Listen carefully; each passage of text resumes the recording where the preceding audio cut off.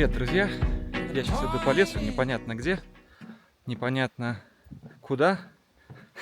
И поэтому единственное, что я здесь встретил, это предупреждение о том, что вокруг могут быть медведи.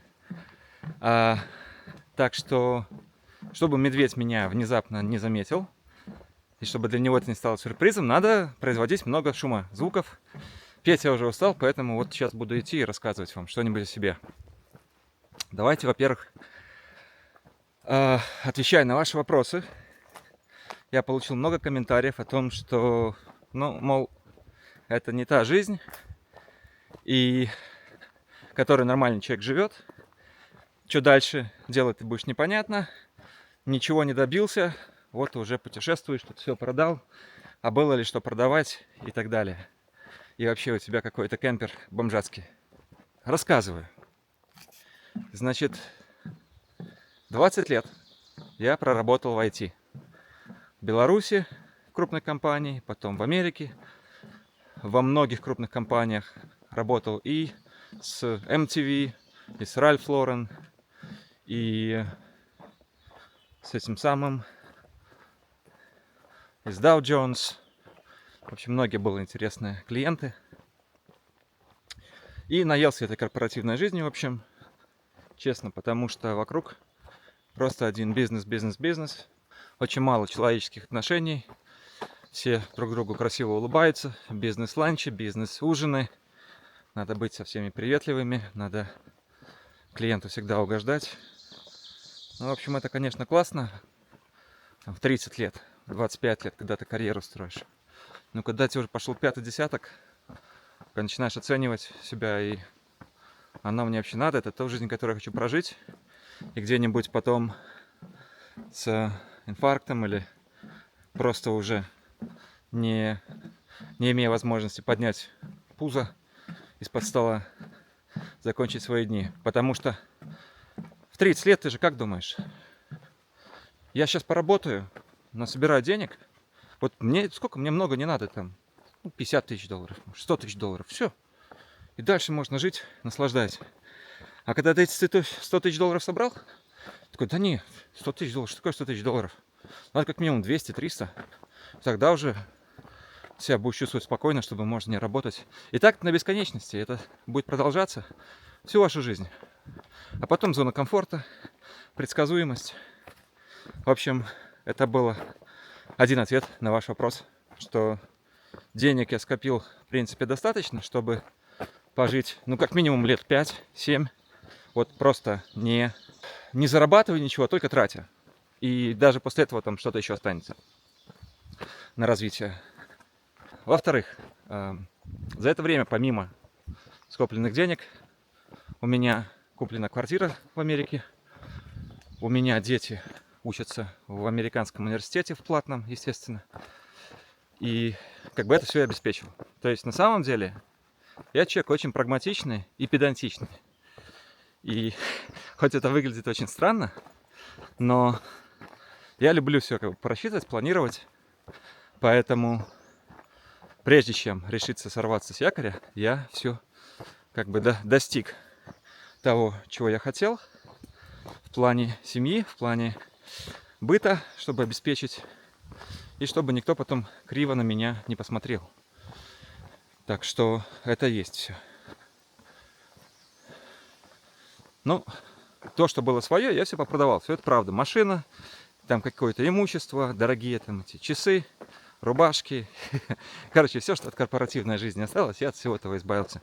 У меня сейчас моего в доме, в котором живут дети, он не мой, я его не считаю уже своим. На самом деле, все, что мое, это вот мой вэн и моя вот футболка. Это моя кепка. А все остальное тоже не мое, я считаю. Вот, все, что было своего личного, я все попродавал. Поэтому, да, я уехал, но я считаю, что то, кому я что-то должен был, я обеспечил. И меня упрекнуть в этом плане не в чем. А то, что дальше встречать старость на пороге своего дома у лужайки, вполне возможно. Возможно, через 5 лет, через 2 года, через 6 месяцев мне это все надоест, и я вернусь назад к этой корпоративной жизни. Я ничего не исключаю и ничем тут не бравирую, чтобы сказать, что вот все, ребят, земля, прощай, добрый путь. Нет. Но я и надеяться на то, что когда-то сойдутся звезды и будет идеальный момент, чтобы исполнить какую-то свою мечту, тоже уже не надеюсь. Надо брать эту мечту в свои руки и исполнять. Единственное, что, конечно, надо оставаться человеком и по-человечески жить, по-человечески. Не сжигать мосты, а по-человечески отношения со всеми выстраивать. И тогда, неважно, как дальше жизнь обернется, ты не будешь ни для кого каким-то там недомерком. Знаете, за время своей вот такой жизни полевой я на себе ощутил всю правду, что человеку на самом деле не так уж много нужно. Был бы крыша над головой, вода, какая-то простая еда, самое главное — свобода. Свобода перемещаться, свобода разговаривать, говорить то, что думаешь. Свобода делиться этим с людьми. Свобода путешествовать и быть там, где ты хочешь, здесь и сейчас. Хотя даже в Америке это бывает сложно, но есть нюансы, но можно их решить. А все остальное, то, что вам кажется, то, что мне казалось, мне нужно. Оно мне нужно для той жизни. Оно мне нужно, чтобы в той жизни, в корпоративной, в рабочей, в офисной, существовать и продвигаться. Но смени жизнь, и кажется, что 80-90% всех этих вещей, они не нужны тебе вот в своей повседневной жизни. Вот такой вот. А нужно тебе вот такой вот вид красивый нужен, чтобы был из-за окна.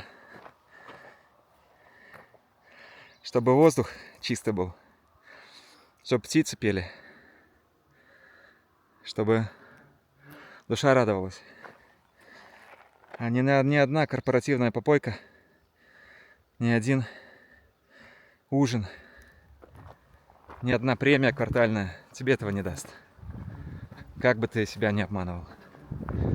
Кто что об этом думает, пишите в комментариях, буду рад послушать вас, вашу точку зрения. И если есть какие-то люди, которые считают так же, как и я, значит, еще не все потеряно. Значит, мы движемся в нужном направлении. Все. Вроде тут уже медведей вряд ли я встречу на открытой местности. А если встречу, то издалека и смогу убежать. Друзья, я не знаю, правильный я выбор сделал, неправильный. Это не столько важно. Может быть, я вернусь через какое-то время назад к своей работе. Почему бы и нет? Может быть, я займусь чем-то другим. Да может, вообще бомжом стану под мостом, если это будет мой выбор. И для меня самое главное – это делать то, что я считаю правильным, без страха, не отступать, быть уверенным в себе и не бояться тех задач, которые ставятся мне жизнью, испытаниями, если это то направление, если это та мечта, в которой я живу. Она может меняться, она может эволюционировать, но главное, чтобы я оставался честным с самим собой и имел храбрости и силы каждый раз делать этот новый шаг. Сегодня он такой, завтра он будет другой. Но чем чаще этот шаг делаю, тем легче его будет делать снова и снова. Чего и вам желаю.